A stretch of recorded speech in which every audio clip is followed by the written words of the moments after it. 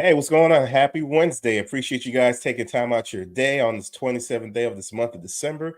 We are counting down to the end of this month and getting ready for a new year. As always, this is your boy, Garati Joseph, your local real estate agent here in the South Florida market. I am just here to inform, not to influence, just here to provide some facts and information on what's going on here in the South Florida market when it comes to real estate. Just want to share a couple of articles that stood out to me that I believe is relevant to know on what's real and what's real time as far as the market that we're in and South Florida. So let me jump into a couple of articles that stood out to me. As always, I don't want to take no more than 3 to 5 minutes of your time. This particular article came from the South Florida Business Journal. It's called Palm Beach County Retail Center next to a Publix could be redeveloped. Excuse me. All right. A struggling retail center that stretches from Lake Park to North Palm Beach could be redeveloped into a 14-story mixed-use project. The master plan for the 13-acre site at 101 US Highway 1, just south of North Lake Boulevard, will be considered at a joint meeting of the planning boards of both the Village of North Palm Beach and the town of Lake Park on January 8th. The property currently has about 126,000 square feet of retail and some vacant land. It's next to a Publix. Excuse me.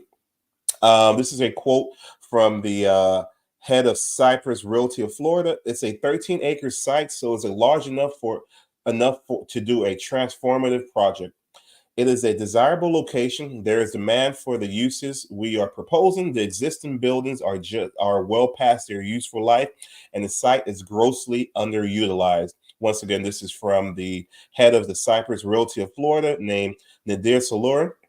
They're saying under the proposal, the shopping center could be replaced with 947 multifamily units, 206 senior living units, 222 hotel rooms, and about 131,000 square feet of retail. The buildings will range from 9 to 14 stories. This is a big project.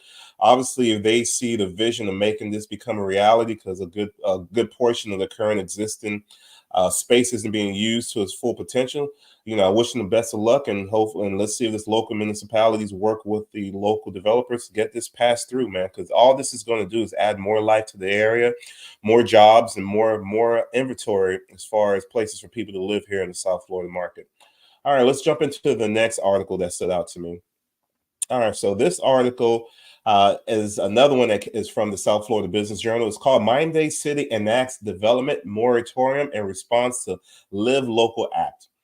Florida City unanimously passed a limited 6-month moratorium on Live Local Act affordable housing project. The resolution voted on by the Florida City Commission on December 21st will put a freeze on accepting, processing, and considering any proposed development applications sought under the Live Local Act, a state law that enables developers to gain additional building rights if they include affordable housing units in their project. The moratorium will provide time for planners to evaluate any potential negative impacts the Live Local Act may have on Florida City and enact legislation that can address some impacts, City Planner Henry Eiler wrote on this December 12th memo.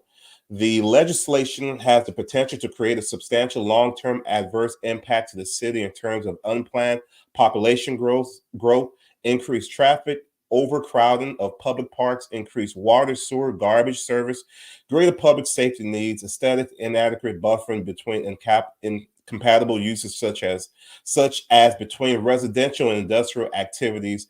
This is based off the quote from Mr. Eiler, which is the city planner of Florida City. So this is a big deal because obviously I guess the Florida City is realizing, hey, they're getting an influx of these applications to get these projects off the ground by means of using the Live Local Act law that was passed earlier this year. But they're realizing, hey, we want to make sure that we're doing this correctly. They don't want to find themselves in a situation where down the road they move too swiftly and passing these projects because of the new law that was put into place. So this makes sense. I'm all for this. As long as they're working side by side with the developers, because normally when dealing with local municipalities, a lot of red tape, a lot of back and forth. So at the end of the day, this is really going to benefit the local economy, the local residents, as far as more jobs and more housing for Florida City. So